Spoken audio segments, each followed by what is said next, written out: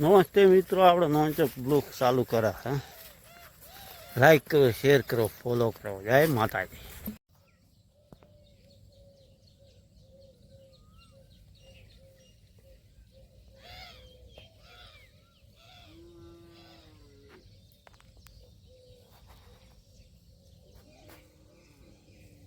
જય માતાજી મિત્રો, આપણે મગફળી વરસાદનો આળો ઉજો પરો છે. ખરપી અને મથી ગા લઈ ખાતર નોસી પાઈ નોખ જેવી થાય છે. મંદી છે, મંદી.